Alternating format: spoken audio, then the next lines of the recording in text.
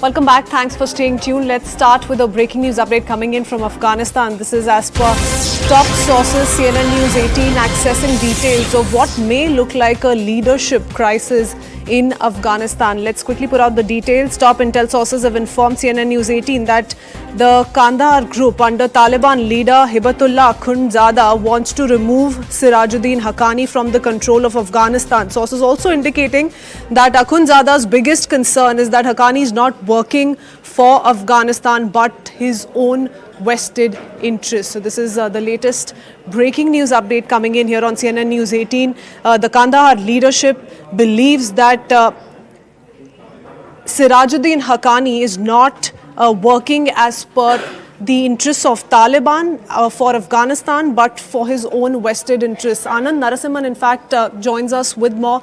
Anand, what does this really mean for the leadership in Afghanistan, the Taliban leadership, and what really has upset the Kandahar leadership so much? Well, the thing is, the Taliban at the helm, when the whole regime change was engineered or it happened, the Taliban, it was a joint command. Sirajuddin Haqqani hails from Zadran, and the Haqqani network is very closely aligned with Pakistan, and they have their roots on both sides of the Durand line.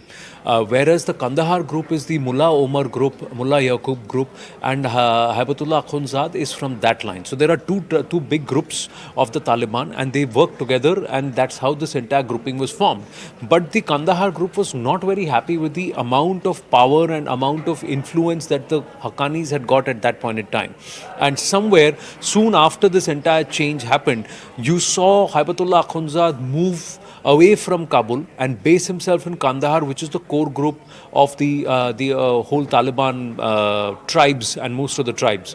And so far, there has been a little bit of a tension that's been happening for a while because they believe that Sirajuddin Haqqani is been going beyond the brief, and he is not following the actual Kandahari line. So they want the Sirajuddin Haqqani to actually toe the line. He's not been doing that. They didn't want him to speak in front of the media. He's been doing that. They didn't want him to make too many public appearances, implement Sharia across as the Talibani diktat and all, quietly go about his job. He's not been doing that. Even in Zadran and that region, I said, where they have the Haqqanis hold sway in about 10 districts, they appoint their own officials, they have their thing. But the Kandaharis this time did not allow it. Hibatullah Akhundzada didn't do it. And then Sirajuddin Haqqani, what he does is he goes to inaugurate a mosque there in the memory of a suicide bomber named Hibatullah.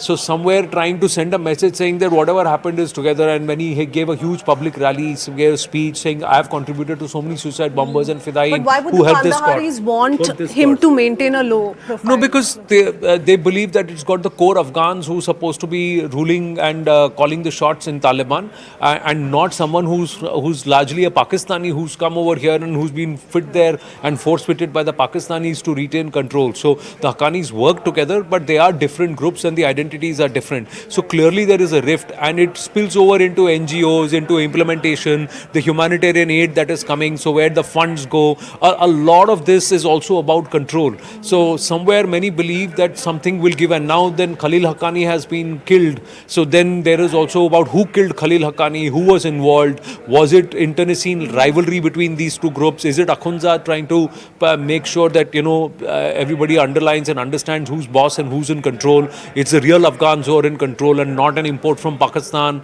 So these are some tribal internecine issues, but also there are the pushes and pulls of which powers have got influence on which tribes. So that's why it's quite interesting what's brewing there, and it's a worrying situation because if these groups start going down to war again and there is an internecine fight among the Taliban, then again it's going to be a downward spiral in Afghanistan and things are going to get out of control. And already the Chinese, the Russians, and also what's happening in neighboring Syria, the pressure that's being built around Iran, a lot of this will have plays on what's happening in Afghanistan. Oh yes, absolutely. And whatever happens in Afghanistan, the impact is always felt in the region. Thank you so much, Anand, for breaking down all those details. We also have Sushant Sareen joining us on the phone line.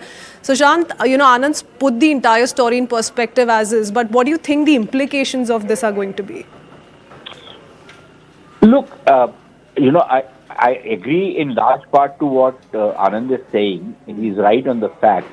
But the fact is also that the problems between what is the Kandahari group and what is the Haqqani group I think those tensions have been there right from 2021. In fact, there was a race to occupy Kabul, and then when the Haqqanis won that race, the Kandahari group or a section of the Kandahari group was not exactly very happy about it. Even within the Kandahari group, there are those who are very closely aligned with the this guy Akhundzada, and there are others who are not exactly on the same page as the Amir, and they are probably on many policy issues gravitate closer to the Haqqanis, right? So there is that power tussle within the Taliban combined. But does that mean that and because there is the power tussle, there will always be pulls and pressures, trying to grab positions, trying to score one above the other.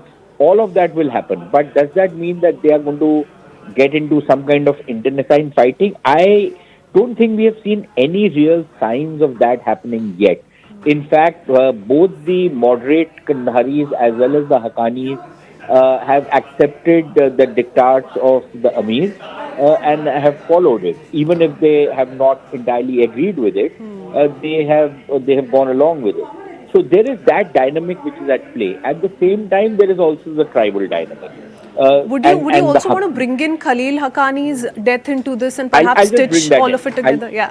I'll just bring that in. So there is the tribal angle as well, because the Zadran tribe to which the Haqqanis come from, it's in the social pecking order, it's pretty low. But because they have political power and they have firepower, they have managed to grab very important positions in the hierarchy. Now, Khalil Haqqani was seen as being a very, very powerful man within the Haqqani network. Uh, now, his killing, one, it has been claimed by the ISIS fellows, the ISKP guys.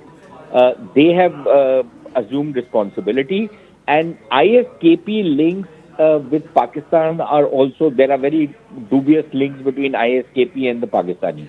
So there is a certain sense that the Pakistanis might also be somewhere behind this particular assassination plot, in a way to deliver a message to the Taliban that if they don't play ball on the TTP, if they don't play ball on the Baloch freedom fighters, on a number of other issues, then there will be consequences that will be visited. And one reason why I say this is that handles, social media handles, which are run by the Pakistan Army and the ISI, and who make no bones about the fact that they are very closely aligned and they peddle the propaganda of the Pakistan military.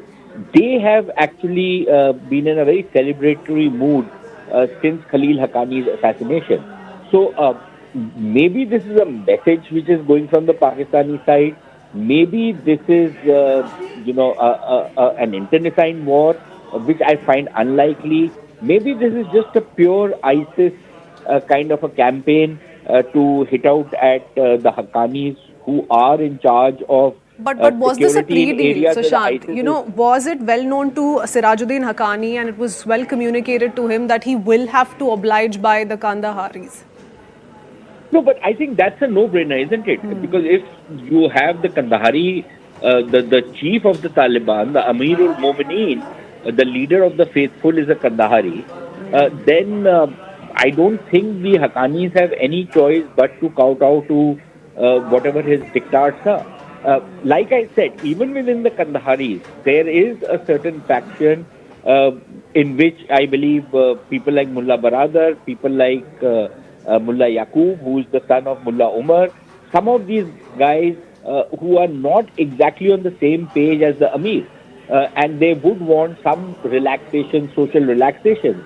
For example, within this group are the guys who have operated from Doha, who is the public interface of the Taliban with the rest of the world, who are not exactly on the same page, again on the social freedoms, women rights, and a number of other issues. Uh, Okay. but Hibatullah is taking a very, very hardline position because he's also under the influence of some of the characters who are very closely aligned with, who are Yes. who are very, very hardline.